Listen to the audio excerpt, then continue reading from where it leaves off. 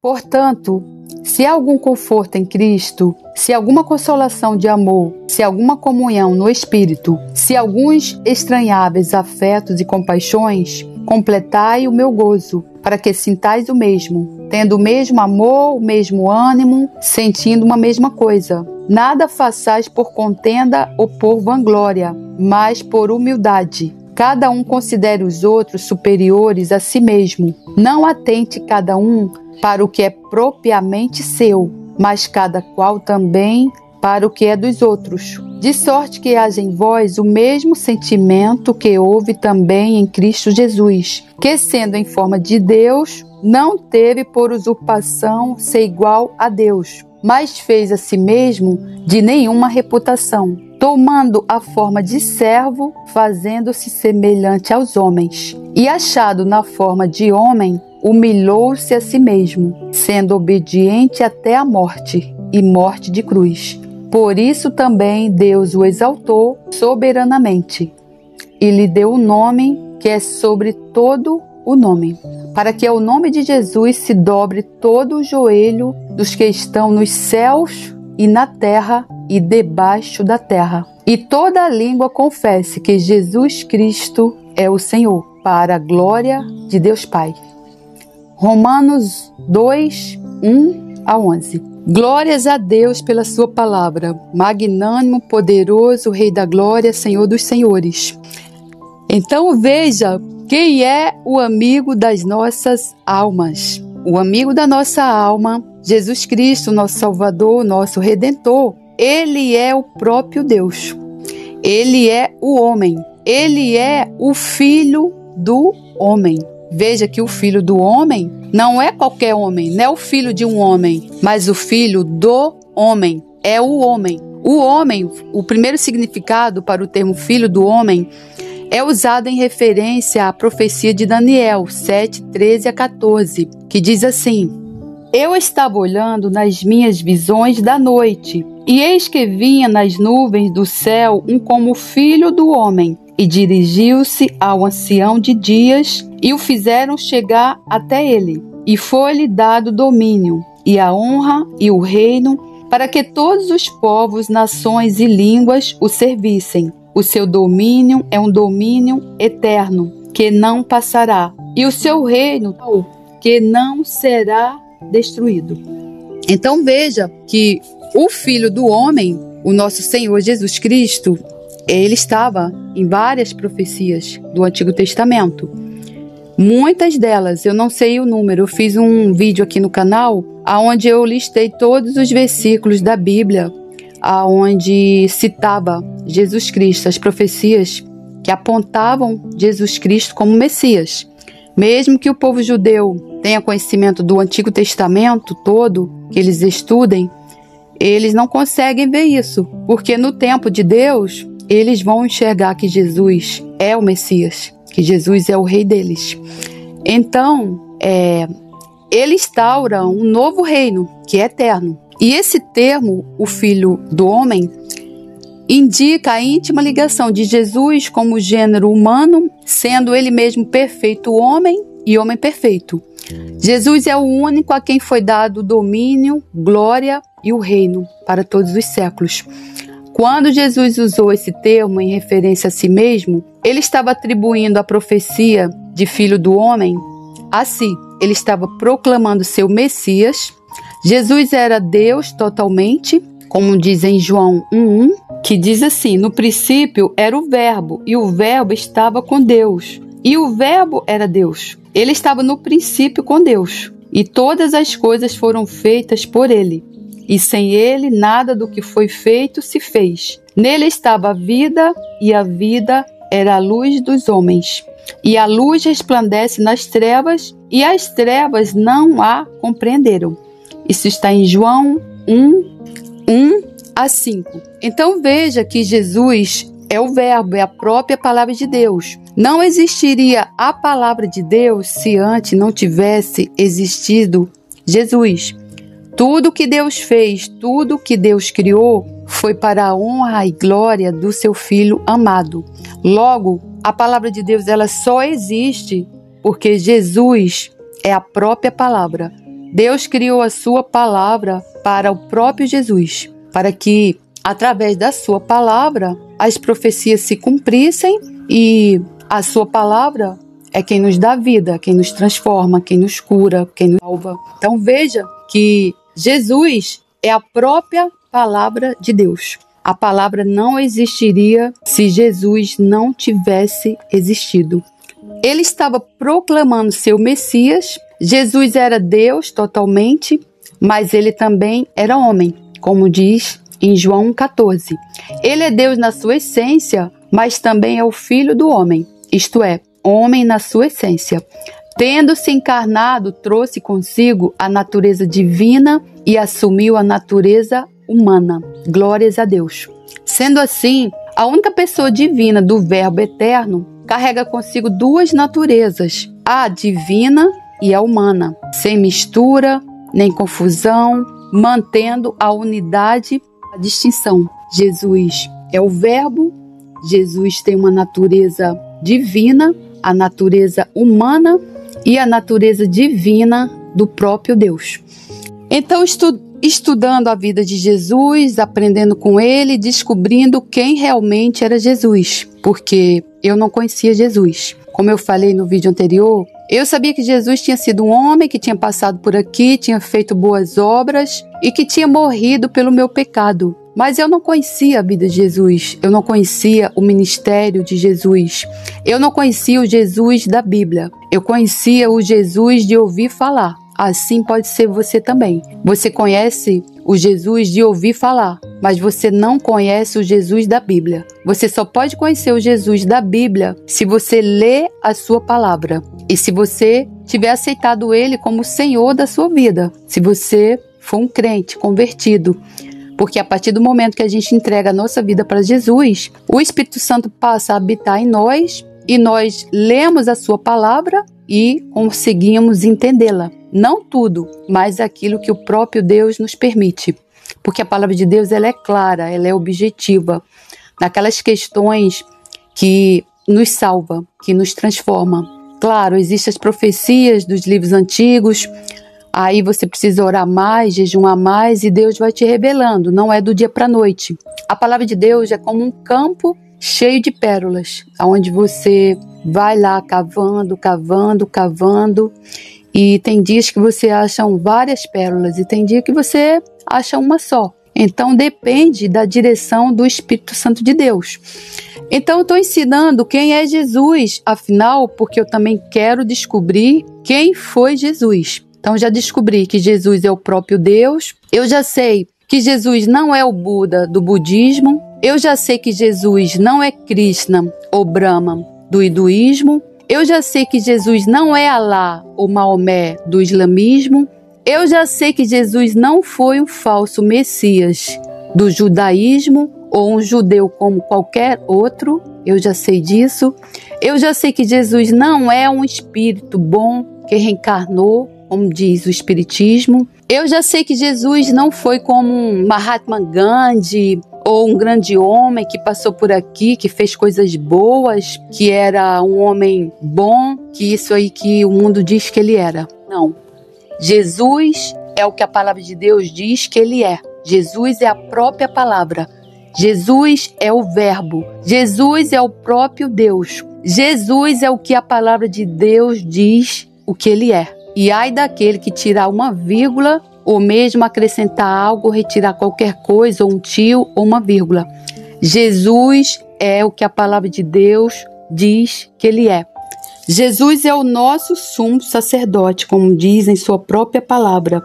Visto que temos um grande sumo sacerdote, Jesus, Filho de Deus, que penetrou nos céus, retenhamos firmemente a nossa confissão, porque não temos um sumo sacerdote que não possa compadecer-se das nossas fraquezas. Porém, um que como nós em tudo foi tentado, mas sem pecado. Cheguemos, pois, com confiança ao trono da graça, para que possamos alcançar misericórdia e achar graça a fim de sermos ajudados em tempo oportuno. Veja, Jesus em tudo foi tentado, então ele conhece as nossas fraquezas, mas ele não caiu no pecado. porque ele foi o único homem santo. E a Bíblia diz para sermos santos. A Bíblia diz assim: sede santos porque eu sou santo. Então ele conhece a nossa fraqueza, ele intercede por nós, ele é o sumo sacerdote da ordem de Melquisedeque. Jesus também é o nosso bom pastor, que viveu pelas suas ovelhas. Veja o que diz no Salmo 21.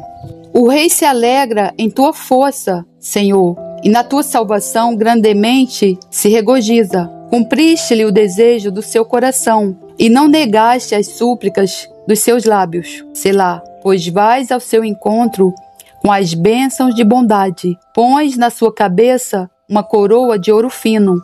Vida te deu e lá deste, mesmo longura de dias para sempre e eternamente. Grande é a sua glória pela tua salvação. Glória e majestade puseste sobre ele, pois o abençoaste para sempre. Tu o enches de gozo com a tua face. Porque o rei confia no Senhor e pela misericórdia do Altíssimo nunca vacilará. A tua mão alcançará todos os teus inimigos.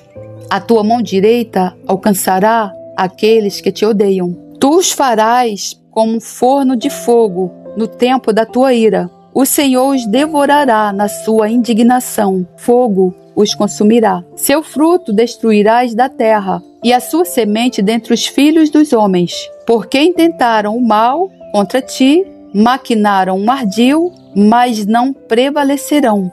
Assim que tu lhes farás voltar as costas, e com tuas flechas postas nas cordas, lhes apontarás ao rosto. Exalta-te, Senhor, na tua força. Então cantaremos e louvaremos o teu poder. Aleluias, glórias a Deus. Jesus também, o nosso Salvador, o nosso Redentor, o nosso Juiz, o nosso Mestre, o nosso irmão unigênito, o Filho de Deus, o próprio Deus, o Verbo, o amigo de nossas almas, ele também é chamado grande pastor. O grande pastor, ele vive para as suas ovelhas. O bom pastor, Salmo 21, ele deu a vida pelas ovelhas.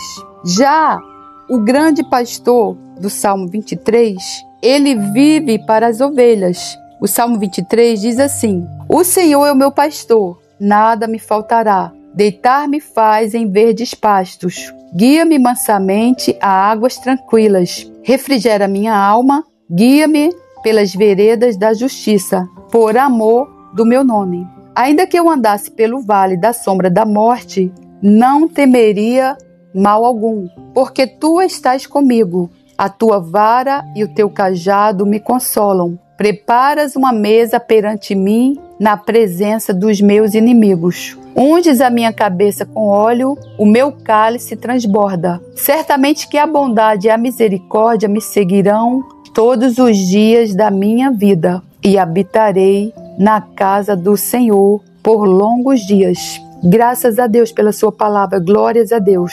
O amigo das nossas almas, o nosso Messias, o nosso Salvador, o nosso Rei, o nosso Legislador, ele também é o nosso Supremo Pastor. O Supremo Pastor, ele morreu pelas suas ovelhas. Ele deu a vida pelas suas ovelhas. Veja o que diz o Salmo 22. Deus meu, por que me desamparaste? Por que te alongas do meu auxílio e das palavras do meu bramido? Deus meu, eu clamo de dia e tu não me ouves, de noite e não tenho sossego. Porém tu és santo, tu que habitas entre os louvores de Israel. Em ti confiaram nossos pais, confiaram e tu os livraste. A ti clamaram e escaparam, em ti confiaram e não foram confundidos. Mas eu sou verme e não homem, opróbrio dos homens e desprezado do povo. Todos os que me veem zombam de mim, estendem os lábios e meneiam a cabeça, dizendo: confiou no Senhor, que eu livre. Livre-o, pois nele tem prazer. Mas tu és o que me tiraste do ventre. Fizeste-me confiar, estando aos seios de minha mãe. Sobre ti fui lançado desde a madre. Tu és o meu Deus desde o ventre de minha mãe. Não te alongues de mim, pois a angústia está perto. e não há quem ajude. Muitos touros me cercaram, fortes touros de Bazã me rodearam. Abriram contra mim suas bocas, como um leão que despedaça e que ruge. Como água que me derramei, e todos os meus ossos se desconjuntaram. O meu coração é como cera, derreteu-se no meio das minhas entranhas. A minha força se secou como um caco, e a língua se me pega ao paladar e me puseste no pó da morte. Pois me rodearam cães, o ajuntamento de malfeitores me cercou, traspassaram-me as mãos e os pés. Poderia contar todos os meus ossos, eles veem e me contemplam. Repartem entre si as minhas vestes e lançam sortes sobre a minha roupa. Mas tu, Senhor, não te alongues de mim, minha. Apressa-te em socorrer-me. Livra minha alma da espada e a minha predileta da força do cão. Salva-me da boca do leão. Sim, ouviste-me? Das pontas dos bois selvagens. Então declararei o teu nome aos meus irmãos, louvar-te-ei no meio da congregação. Vós que temeis ao Senhor, louvai-o, todos vós, semente de Jacó, glorificai-o, e temei-o todos vós, semente de Israel. Porque não desprezou nem abominou a aflição do aflito, nem escondeu dele o seu rosto. Antes, quando ele clamou, o ouviu. O meu louvor será de ti na grande congregação. Pagarei os meus votos perante os que me temem. Os mansos comerão e se fartarão, louvarão ao Senhor os que o buscam, o vosso coração viverá eternamente. Todos os limites da terra se lembrarão e se converterão ao Senhor, e todas as famílias das nações adorarão perante a tua face. Porque o reino é do Senhor, e ele domina entre as nações. Todos os que na terra são gordos comerão e adorarão, e todos os que descem ao pó se prostrarão perante ele, e nenhum poderá reter viva a sua alma. Uma semente o servirá, será declarada ao Senhor a cada geração. Chegarão e anunciarão a sua justiça ao povo que nascer, porquanto ele o fez. Glórias a Deus, Senhor, pela tua palavra. Louvado seja o teu nome, Pai, por todos os séculos dos séculos. Amém. Veja, o Salmo 22, o Salmo do grande pastor, é uma profecia do Davi. Davi era um profeta. Nada disso aqui aconteceu com Davi. Na verdade, é a profecia da morte e crucificação de Jesus, tudo que ele passou na cruz. Aqui tem uma boa parte de todo o sofrimento, e a dor maior, na verdade, foi quando ele foi abandonado pelo próprio Deus. E ali ele sentiu a dor maior que um ser humano poderia sentir, que é o abandono do próprio Pai. E por que Deus o abandonou? Para que a profecia fosse cumprida e para que ele nos remisse, nos purificasse do nosso pecado e nos salvasse. Na verdade, quem deveria estar ali no lugar de Jesus, naquela cruz? Nós todos nós os pecadores. Tudo que Jesus padeceu na cruz, os pregos e ficado nas mãos, as chibatadas nas costas, arrancado o cabelo das barbas, cuspido, dado vinagre para beber, perfuraram a barriga dele, chibatadas, açoites, risadas, blasfêmias, humilhações. Toda a tortura de Jesus na cruz era nossa. Por isso que ele tomou todas as nossas dores, as nossas enfermidades. Então, toda a tortura sofrida por Jesus na cruz, no final ele falou 7 frases. E um médico disse que cada frase que ele tentava falar era um suplício, era uma tortura. Porque sem voz, ele estava sem fôlego. Ele não tinha fôlego nem ar nos pulmões, porque ele estava numa posição de crucificação. Os pés cravados na madeira com pregos, as mãos também pregadas com pregos, e ele não poderia respirar.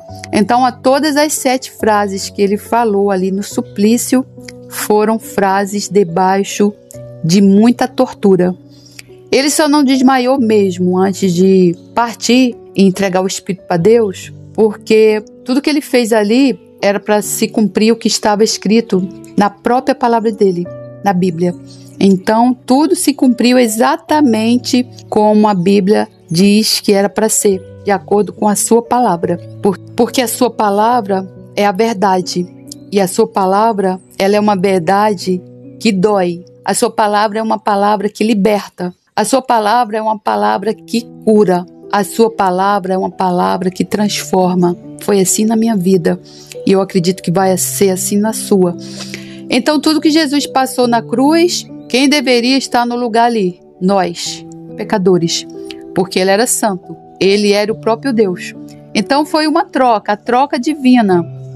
Então, o amigo das nossas almas, o nosso Salvador, o nosso Redentor, ele foi castigado para que nós recebêssemos perdão. Veja o que diz em Isaías 53:4. Verdadeiramente, ele tomou sobre si as nossas enfermidades e as nossas dores levou sobre si. Então, Jesus já levou todas as nossas enfermidades. A gente não tem que padecer aqui com enfermidades. Claro que existem as enfermidades colocadas pelo próprio Deus para nos provar, nos testar e nos refinar como ouro numa fornalha.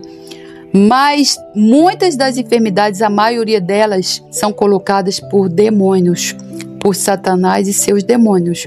Assim eu estava, antes de eu conhecer Jesus, ele me salvar, eu devia ter mais de 8 enfermidades. Eu estava com depressão, eu estava sem dormir, eu estava estressada, eu estava com um problema que o médico diagnosticou como um reumatismo no pescoço, e eu ia ter que fazer uma cirurgia. Eu estava com um problema urinário, onde eu não conseguia reter a minha urina, e o médico não conseguia descobrir o que é. Eu estava estourando herpes todo mês, a minha imunidade estava zerada, eu estava estourando furúnculos pelo corpo, eu estava também com queda de cabelo, meu cabelo hoje, graças a Deus, está bem cheio, Satanás queria me deixar careca. Eu estava também com problemas psicológicos, eu estava afastada do meu trabalho já há 3 meses com tratamentos psiquiátricos. Eu não tomei nenhum dos remédios, eu me neguei, eu comecei a bater de porta em porta, buscar ajuda. Graças a Deus, Deus não me deixou ir para o espiritismo, porque uma amiga tinha me convidado. Eu cheguei aí numa sessão de constelação familiar, que ele é do diabo, se afaste disso. Eu fazia yoga para tentar melhorar, tudo piorava, meu quadro só piorava. A própria palavra de Deus diz que um abismo chama outro abismo, e era assim que eu estava. Eu estava afundando no abismo, mas eu também estava escutando muitas pregações no YouTube. E a fé, ela vem por ouvir a palavra de Deus.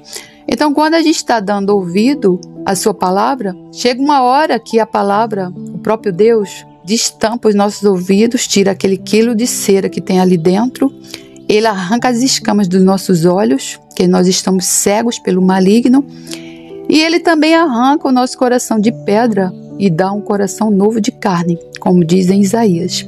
Então assim ele fez comigo, assim ele transformou minha vida, assim o meu mestre, o meu salvador, meu redentor, o amigo da minha alma, não só me salvou, ele me curou e todos os espíritos malignos de enfermidades bateram em retirada e eu, graças a Deus, hoje eu tenho uma saúde de ferro, eu durmo como uma bebê. De madrugada os demônios, por volta 2, 3 horas da manhã, os demônios vinham, me acordavam, me causavam terror, opressão, palpitações, um sentimento assim de morte, e eu já estava até mesmo com depressão. Então você veja como é que o maligno age. Ele te leva para o fundo do poço e faz com que você bata em portas erradas. Assim eu estava.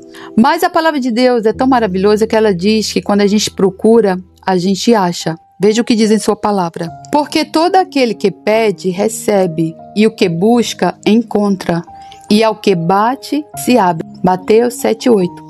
Então assim eu estava buscando a cura, a libertação, eu estava buscando resposta para a minha vida de muitas das coisas erradas que eu via se repetindo na minha família, maldições hereditárias, iniquidades que se repetiam, e eu estava batendo nas portas erradas e o maligno estava me conduzindo a ir para esses lugares.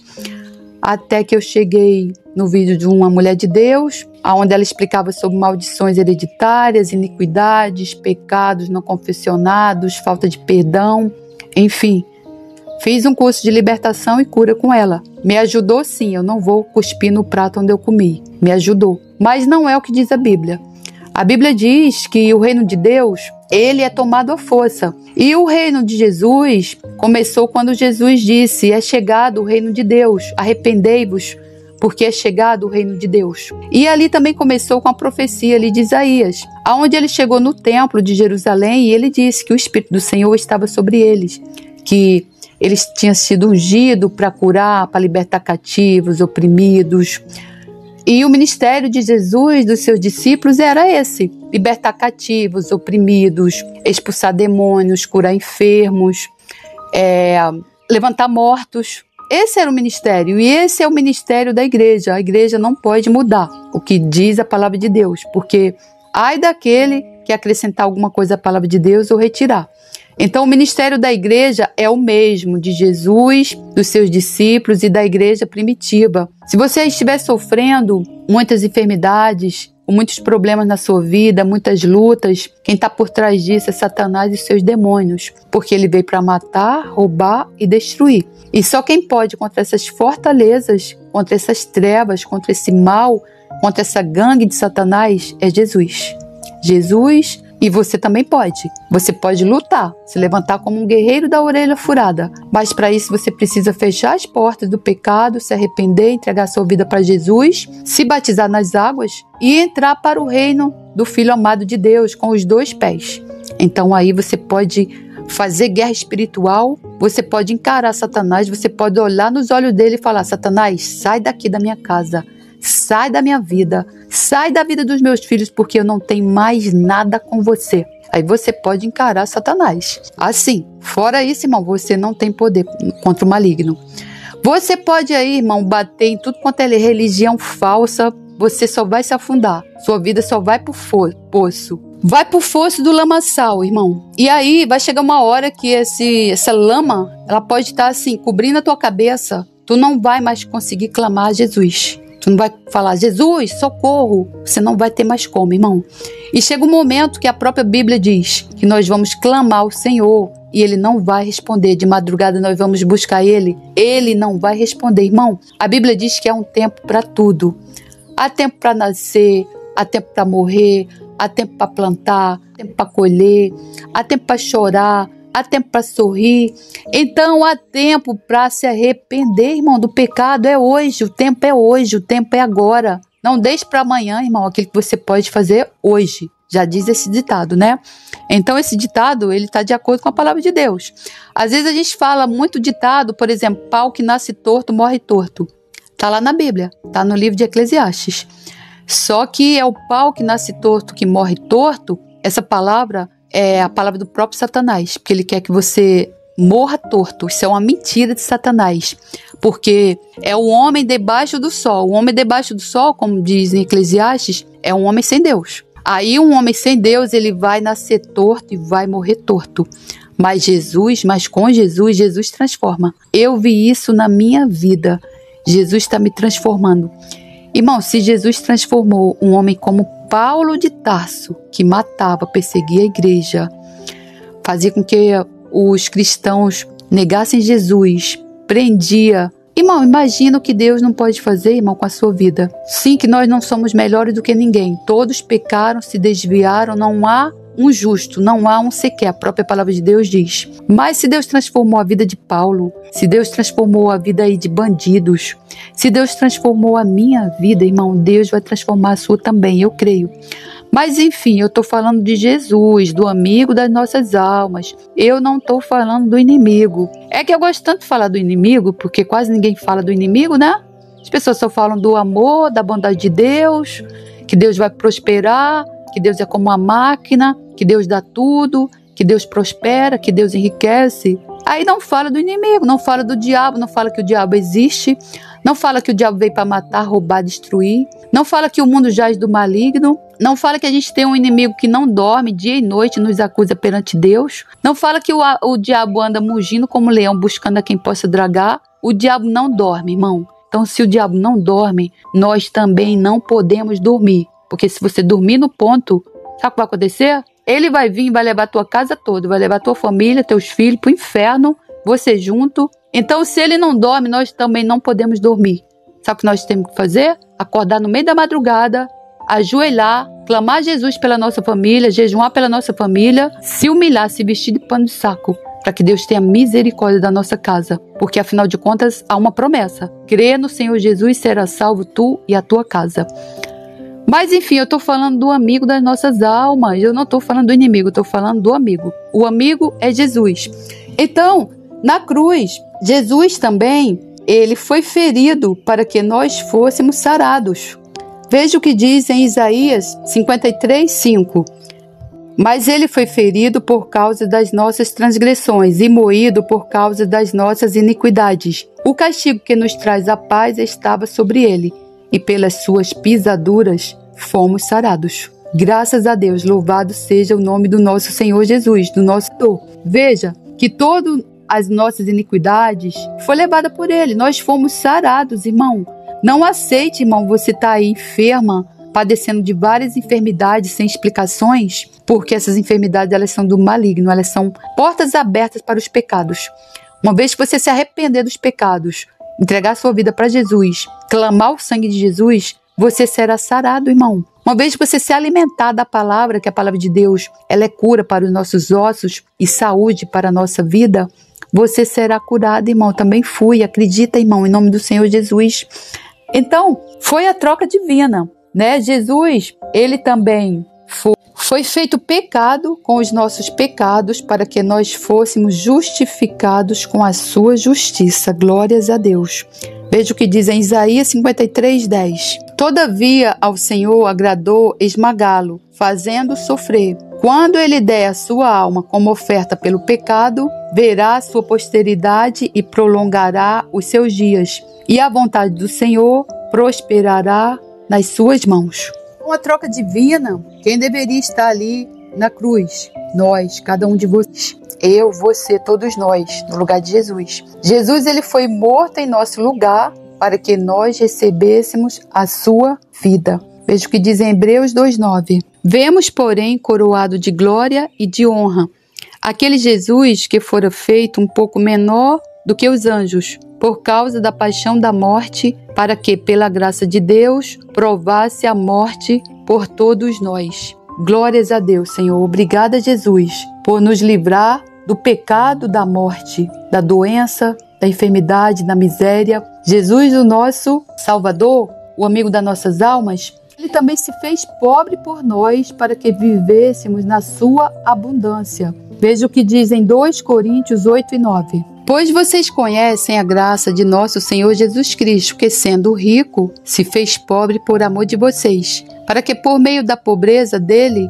vocês se tornassem ricos. Essa riqueza, irmão, é riqueza material? É ser rico? Não, irmão. É a riqueza maior que vem da graça de Deus. É a proteção de Deus, é o amor de Deus, é a misericórdia de Deus, é a bondade de Deus, é a graça de Jesus. Então veja bem, o nosso Salvador, nosso amigo da alma, nosso Jesus, ele era rico, ele não era só rico, ele era milionário. Jesus era trilionário, porque Deus fez todas as coisas. O mundo pertence a Jesus. Tudo que Deus fez foi para o seu Filho. A Bíblia diz que tudo era para ele, porque dele e por ele são todas as coisas, todas as coisas. Quando eu estou lá no rio, eu fico olhando o rio, as pedras, as nuvens, as estrelas, a lua, a floresta. E eu falo assim, Deus, como é que o Senhor criou tudo isso para o seu Filho? Tudo pertencia ao seu Filho. Que filho amado era esse? Mesmo assim, o Senhor ainda mandou o seu Filho para cá para ficar no nosso lugar, para o perdão dos nossos pecados. Veja como Jesus era um filho amado. Tudo que Deus criou, o sol, a lua, as estrelas, as flores, as borboletas, os pássaros, tudo Deus criou para o seu Filho. E mesmo assim, ainda o colocou na cruz, no nosso lugar. Aquele cálice da ira que Jesus falou, Pai, se queres ou se podes, afasta de mim esse cálice. Claro que Deus poderia. Claro que o próprio Jesus poderia invocar ali os anjos, os arcanjos e virem salvar ele. Mas ele foi como um cordeiro manso até o final. Por quê? Ele era obediente. Ele só fazia aquilo que ele escutava de Deus, aquilo que Deus mandava ele fazer, Aquilo que ele falava era o que o próprio Deus mandava. Então, irmão, nós precisamos aprender com Jesus. Jesus, ele só fazia o que Deus mandava ele fazer, o que ouvia do Pai. Assim somos nós enquanto a sua igreja. Nós também só podemos fazer aquilo que o Espírito Santo nos manda fazer. Porque, como disse o irmão Derek Prince, uma igreja sem o Espírito Santo não é igreja. A igreja não existe sem o Espírito Santo. A igreja sem o Espírito Santo é um monte de gente se dizendo crente, se reunindo em nome de Jesus, mas fazendo as obras na força do seu próprio braço. Essa igreja, ela está debaixo de uma maldição. Porque a palavra de Deus diz, maldito todo aquele que faz a obra na força do seu próprio braço. Veja o que diz. Assim diz o Senhor, maldito o homem que confia no homem, faz da carne mortal o seu braço e aparta o seu coração do Senhor. Então, irmão, se você aí tiver feito obra para o Senhor, sem a orientação do Espírito Santo de Deus, você está debaixo da maldição. Você precisa pedir perdão a Deus. Ele perdoa. Deus é um Deus perdoador. Deus é um Deus de 1000 gerações. Para a sua vida começar a andar. Eu fiz isso. Esses dias eu fiz isso. Você também precisa fazer. Porque Deus só quer um coração contrito. Ele não quer que a gente faça as coisas por conta própria, irmão. Porque para isso, quando Jesus partiu, veio o nosso Espírito Santo para habitar conosco. Para que nós nos submetêssemos a Ele. Para que nós recebêssemos a sua unção. Para que nós fizéssemos a sua obra de acordo com a sua vontade. Para quê? Para que gere fruto, irmão. Para que nós não façamos obras mortas. Veja que Jesus, o amigo da nossa alma, ele também carregou a nossa vergonha para que nós partilhássemos da sua glória. Graças a Deus. Tendo os olhos fitos em Jesus, autor e consumador da nossa fé, ele, pela alegria que lhe fora proposta, suportou a cruz ao desprezar a vergonha e assentou-se à direita do trono de Deus. Glórias a Deus. Hebreus 12:2. Nos predestinou para ele, para a adoção de filhos, por meio de Jesus Cristo, segundo o beneplácito de sua vontade, para louvor da glória de sua graça, que ele nos concedeu gratuitamente no amor. Efésios 1:5-6. Veja que através de Jesus Cristo, nós fomos adotados por Deus como filhos, passamos a ser irmão de Jesus, deixamos de ser filhos do maligno, filhos de Satanás. Não se engane, se você não estiver com Jesus, se você não tiver aceitado Jesus na sua vida, você não é filho de Deus, você é criatura. Você só passa a ser adotado como filho de Deus a partir do momento que você aceitar o Filho dele como Senhor da sua vida, como Salvador da sua vida. Aí sim, você é adotado como filho de Deus. Antes você é filho de Satanás, filho do maligno. Irmão, quando eu descobri isso, eu tomei um choque. E você não vê ninguém falar sobre isso na igreja. O crente acha que está indo lá para a igreja, está indo lá todo domingo, está escutando a pregação, entregou a vida para Jesus, está com um pé no mundo e outro na igreja, igual eu estava, está no pecado da fornicação, está bebendo, está vivendo nos pecados da obra da carne e fala que é filho de Deus. Irmão, isso é uma mentira do maligno, irmão. Pelo amor de Deus, irmão. Conhece a verdade, irmão, porque é a verdade que liberta. Um filho de Deus, irmão, ele não vive no pecado. Aquele que vive no pecado é filho do maligno, porque o maligno, desde o início, que peca. Veja o que diz a Bíblia. Aquele que pratica o pecado procede do diabo, porque o diabo vive pecando desde o princípio. Para isso se manifestou o Filho de Deus, para destruir as obras do diabo. Todo aquele que é nascido de Deus não vive na prática de pecado, pois o que permanece nele é a divina semente. Ora, esse não pode viver pecando, porque é nascido de Deus. Veja, isso está em 1 João 3:8-9. Irmão, não se engane. Conheça a verdade, conheceis a verdade e a verdade vos libertará. Isso é o que diz a palavra de Deus. Não diga, irmão, que você é filho de Deus se você está aí no pecado, irmão. Você é filho do diabo, irmão. A verdade, ela dói, mas Jesus veio para falar a verdade, porque ele era a verdade. Quando Pilatos perguntou para ele o que é a verdade, ele não respondeu, ele se calou. Por quê? Porque ele não precisava responder isso. As próprias ações dele, o que ele falava, o que ele pregava, o que ele vivia, já demonstrava que ele era a verdade. O próprio Pilatos, o governador que o condenou, claro, com a permissão de Deus, sabia que ele era a verdade. Então, irmãos, nós também sabemos que ele é a verdade. Não se deixe enganar pelo maligno, irmão. Você precisa ler a Bíblia para que você conheça a verdade e a verdade te liberte. Veja o que o Pilatos perguntou para ele. Jesus estava perante o julgamento, perante Pilatos. Pilatos era o governador. Ele disse assim: assim Pilatos, que era o governador, saiu ao encontro deles e perguntou: que queixa tem contra esse homem? Se não fosse malfeitor, não o teriam trazido, retorquiram. Isso era o próprio povo dele, os fariseus. Pois então, levem-no e julguem-no vocês mesmos, de acordo com a vossa lei. Tornou-lhes Pilatos: mas queremos que seja morto, e nós não podemos fazê-lo, replicaram os judeus. Assim se cumpriu a predição de Jesus acerca do modo como haveria de morrer. Veja, isso estava escrito no Velho Testamento. Pilatos voltou para dentro do palácio e mandou que lhe levassem Jesus. És o rei dos judeus? Perguntou-lhe. Jesus replicou: perguntas isso de ti mesmo ou são outros que o querem saber? Sou porventura judeu? Replicou Pilatos. O teu povo e os principais sacerdotes é que te trouxeram aqui. Que fizeste? Então Jesus respondeu: não sou um rei terreno. Se o fosse, os meus discípulos teriam lutado quando os judeus me prenderam, mas o meu reino não é deste mundo. Veja, Jesus era e é o rei dos judeus. Ele também é o nosso rei. E ele mesmo disse que o reino não era desse mundo, porque se o fosse, os seus discípulos ali, que fugiram todos, o único que ficou ali ao pé dele na cruz foi João, teriam lutado por ele. E se ele mesmo quisesse, ele invocaria os anjos de Deus e o salvaria. Mas ele não fez isso porque ele foi obediente até a morte e a morte de cruz.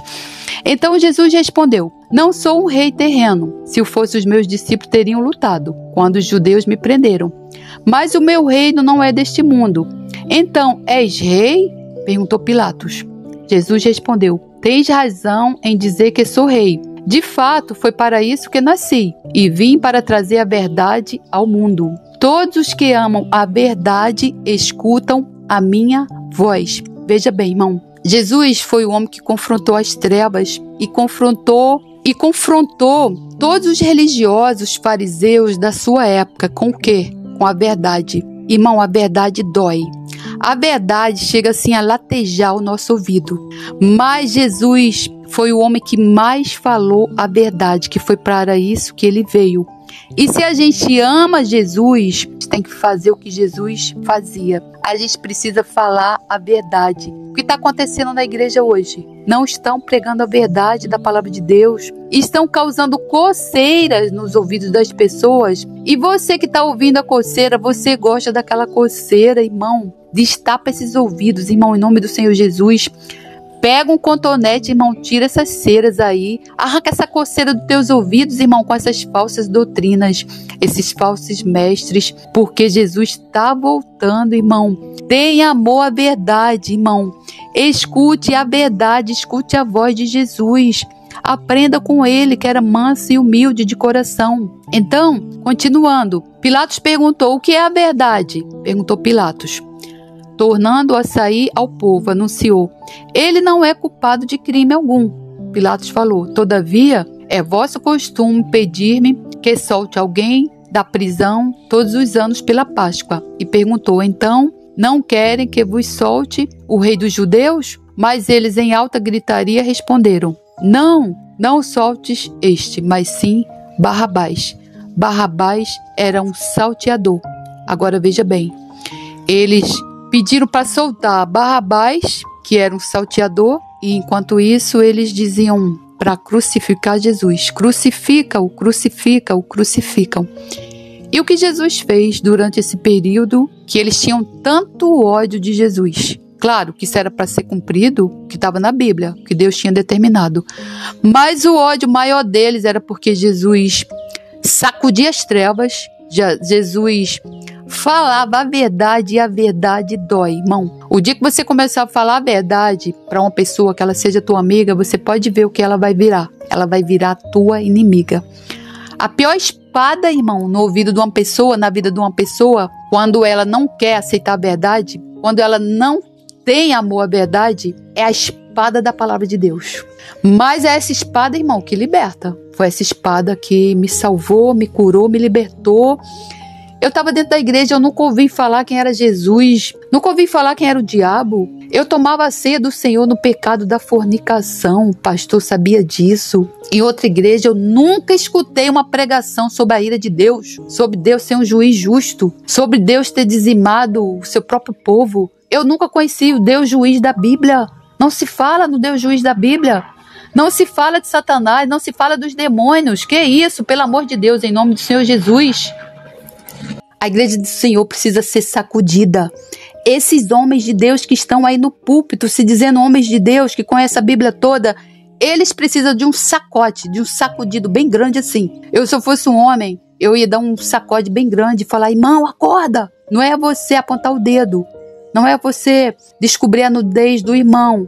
Não é você apontar o dedo. Não é você condenar. Mas é você dar um sacote assim, pegar no ombro da pessoa e falar, irmão, acorda. Acorda para a verdade da palavra de Deus. Irmão, acorda para a espada do Senhor. Irmão, acorda, porque uma hora Deus vai disparar essas flechas sobre a tua vida. É isso, irmão, que nós precisamos fazer. Tem hora, irmão, que nós precisamos deixar de ser cordeiros, mansos.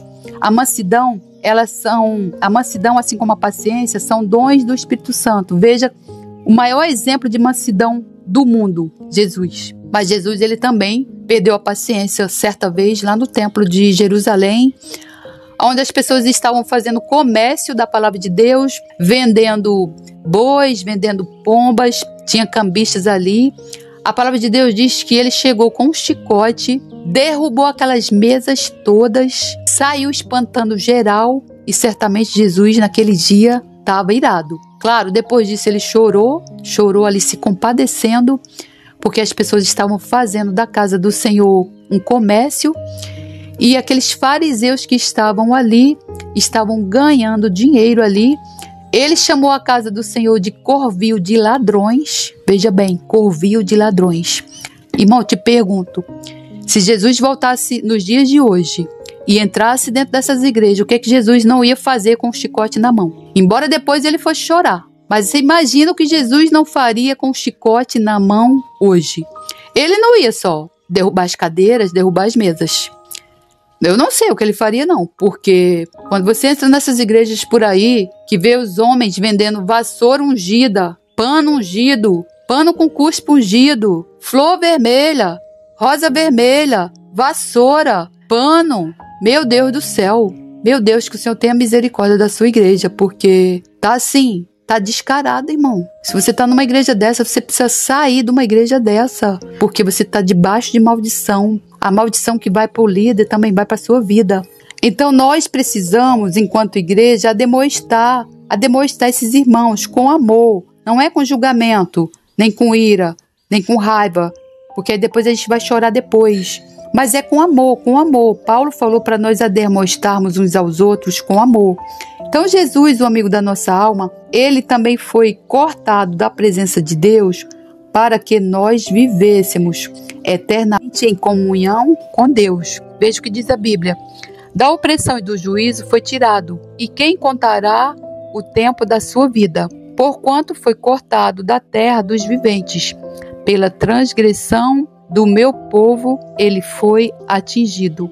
Isaías 53, 8. Graças a Deus, louvado seja o nome do Senhor. O nosso Salvador, o nosso Redentor Jesus Cristo, nosso amigo da nossa alma, o nosso velho homem também foi morto nele, para que o novo homem nascesse em nós. Romanos 6,6, veja o que diz. Pois sabemos que o nosso velho homem foi crucificado com ele, para que o corpo do pecado seja desfeito, para que não sirvamos mais ao pecado. Então, irmão, veja a importância do batismo. O batismo, assim que você entrega a sua vida para Jesus, ele é para ontem. Veja o que aconteceu com o eunuco etíope.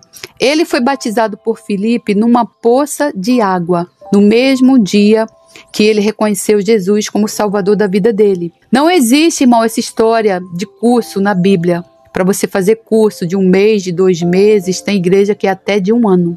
Só depois você vai ser batizado. Irmão, você precisa entender que a Escritura é a lei maior de Deus. Nós não podemos alterar. Quando um pastor falar para você, eu vou te batizar daqui a 5 meses, assiste algumas aulas, você vai pegar a Bíblia, você vai abrir e vai falar, pastor, o senhor me perdoe, mas não é o que diz a Bíblia. Aqui diz que o batismo é assim, o batismo não é com água na cabeça, o batismo é com imersão. A partir do momento que você se batiza, você vai ali nascer uma nova criatura. É como quando Jesus foi crucificado e depois ele foi ressuscitado. Então você vai ser ressuscitado juntamente com Jesus. Vai ser uma nova criatura. A palavra de Deus diz que eis que tudo se fez novo e as coisas velhas ficaram para trás. Você vai nascer de novo como uma criança. Essa criança, quando nasce de novo, ela precisa de quê? Para se desenvolver, para crescer, para ficar forte. Ela precisa do leite materno. E qual é o nosso leite materno? A palavra de Deus, irmão. Se eu não tivesse tomado desse leite materno, se eu não tivesse comido mingau, se eu não tivesse comido a comida, o feijão com arroz, irmão, eu teria morrido na praia. Eu teria me desviado. Eu estaria no mundo. Eu estaria na mão do maligno de novo. Eu não estaria aqui ensinando para você esse ensino que vai mudar a sua vida, vai transformar a sua vida. Irmão, quando você nascer de novo e é para ontem se batizar nas águas, você precisa se encher da palavra de Deus, irmão. Principalmente se você tinha espíritos malignos. E dificilmente alguém não tem espírito maligno. Ora, se até os crentes estão cheios de espírito maligno. Eu vi num vídeo do Derek Prince, eu escutei essa semana. Ele expulsou de uma mulher 73 demônios. Essa mulher, ela não era uma serva de Satanás. Se você acha que ela não era. Ela era uma mulher normal. 73 demônios. E ele disse que o que mais tem é crente endemoniado. Não endemoniado manifestando, mas os demônios estão ali oprimindo. Então, você que diz que crente não tem demônio, irmão, você precisa ir lá no canal e acessar o livro Expulsarão Demônios. É o ministério de um homem de Deus, de mais de 40 anos, com cura, libertação, com até mesmo ressuscitou mortos, um verdadeiro servo do Senhor, um homem temente a Deus, um homem que fez a obra de Deus completa, e você precisa ter esse conhecimento, porque esse conhecimento vai mudar a sua vida. O livro se chama Expulsarão Demônios. Se você quiser baixar o livro impresso e ler no computador, você vai lá no site Derek Prince Portugal. O material está lá.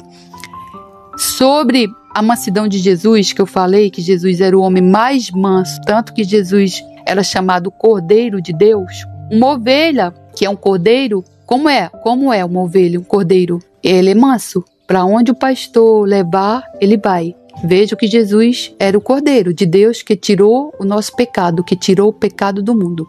Jesus foi manso. Jesus, ele foi ameaçado depois de expulsar um demônio de um homem. Ele foi ameaçado pelos fariseus a se jogar ele lá de cima de um barranco, de cima de um penhasco.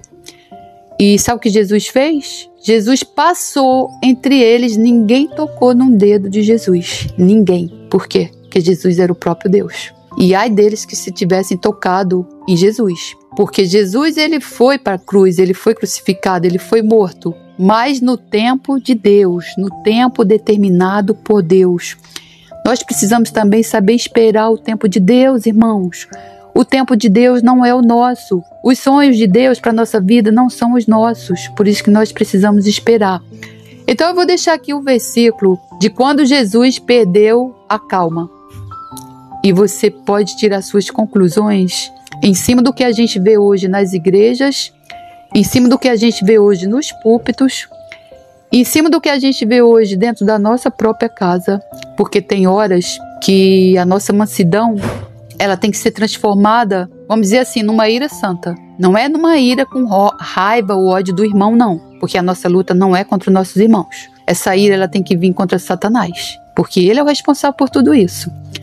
Veja que tem uma hora, irmão, que nós temos que nos irar. Nós temos que ficar irados. Acredito que tem uma hora que Deus fica irado com Satanás. Deus já deve estar doido para mandar esse maligno lá, ficar preso lá no lago do fogo do enxofre. Então, tem uma hora, irmão, que nós, enquanto igreja, nós precisamos ficar irados. Não é contra os nossos irmãos. Porque a Bíblia diz que irarmos contra os nossos irmãos é pecado. A Bíblia diz para nós não deixarmos o sol se pôr debaixo da nossa ira. A ira é uma ira santa, irmão. É uma ira contra o maligno, contra o que ele está fazendo dentro da igreja, contra o que ele está fazendo na nossa vida da nossa família, nossos irmãos. Essa ira, irmão, que nós precisamos nos levantar. Nós precisamos apontar o dedo para os irmãos? Não. Nós precisamos pegar um chicote, como Jesus fez, começar a dar nas costas de Satanás. Tirar as lascas das costas de Satanás. É isso que nós precisamos fazer. E como? Com as armaduras de Deus. Quais são as armaduras de Deus? Jejum, oração, súplicas, botar a espada do Espírito na mão, erguer a palavra de Deus, proclamar a palavra de Deus, a couraça da justiça, o escudo da fé, o capacete da salvação, calçar os sapatos do evangelho. Irmão, nossas armas, elas não são carnais, mas elas são poderosas em Cristo Jesus. E as portas do inferno não prevalecerão contra a igreja do Senhor. Então, eu vou deixar esse versículo aqui para você ver que Jesus, o tempo inteiro, foi manso, foi cordeiro, foi paciente. Mas teve um dia que ele perdeu a paciência. Veja. Então, Jesus, ele foi para a festa dos pães ázimos ou da Páscoa no templo. Certamente ele já tinha feito isso várias vezes durante o ministério dele de 3 anos. Veja, diz assim: e estava próxima a Páscoa dos judeus. E Jesus subiu a Jerusalém e achou no templo os que vendiam bois e ovelhas e pombos e os cambistas assentados. E tendo feito um açoite de cordões, lançou todos fora do templo, também os bois e ovelhas, e espalhou o dinheiro dos cambistas e derrubou as mesas. E disse aos que vendiam pombos: tirai daqui estes e não façam casa de meu pai casa de venda. Algumas versões falam covil de ladrões. E os seus discípulos lembraram-se do que está escrito: o zelo da tua casa me devorou. Responderam, pois, os judeus e disseram-lhe: que sinal nos mostras para fazeres isto? Jesus respondeu e disse-lhes: destruí esse templo e em 3 dias o levantarei. Veja, isso está em João 2, 15 a 19. Então Jesus, o templo que Jesus se referiu, que destruiria e em 3 dias levantaria, era o seu próprio templo, onde ele seria morto, crucificado e depois ressuscitado. Isso aconteceu. E os judeus estavam achando que ele estava falando do templo de Jerusalém, que levou 6 anos para ser edificado. Veja bem, mas ele falava do templo do seu corpo. Então, quando pôs Jesus dentre os mortos, os seus discípulos lembraram-se de que ele tinha dito isto, creram na Escritura e na palavra que Jesus tinha dito. Então, veja que até mesmo os seus próprios discípulos, de vez em quando, ainda sofriam ali de incredulidade. Certa vez, eles foram expulsar um espírito maligno, acho que era de uma criança ou de um menino que estava sempre endemoniado, e eles falaram para Jesus assim: olha, nós não conseguimos expulsar. E Jesus falou, na verdade, acho que foi o pai da criança que falou: olha, os teus discípulos não conseguiram expulsar o demônio da criança que se debatia, se jogava. E então Jesus falou assim, chamou de incrédulos. Então, irmão, sem fé é difícil agradar a Deus. Tem muita gente fazendo a obra de Deus pensando em enriquecer, pensando no bolso. E você precisa aí de libertação, de cura. Você muitas vezes precisa que esses espíritos malignos aí sejam expulsos. E você vai encontrar homens que se dizem de Deus, mas incrédulos. Não tem medo até mesmo de expulsar demônio. Ou seja, isso é incredulidade. Incredulidade, irmão, é pecado. Pecado. Então, irmão, medite aí nessa palavra, nesse ensino de Jesus, de quando Jesus perdeu a paciência, mesmo que depois ele fosse chorar, mas a gente, de vez em quando, a gente também precisa perder a paciência. Como eu já falei, não é perder a paciência com o irmão, não. Não é irar-se com o irmão, não. É irar-se com Satanás. Porque ele é o Deus desse século, ele está mandando e desmandando, claro, com a permissão de Deus, e ele está deitando e rolando dentro da igreja do Senhor. Ele é abusado, irmão. Irmão, em nome do Senhor Jesus, se levantem como um guerreiro da orelha furada e se veste com as armas poderosas de Deus, irmão, porque nós somos mais do que vencedores. Porque o nosso general se chama Jesus Cristo, Senhor dos senhores, o Rei dos reis, o Senhor dos senhores. Amém, graças a Deus.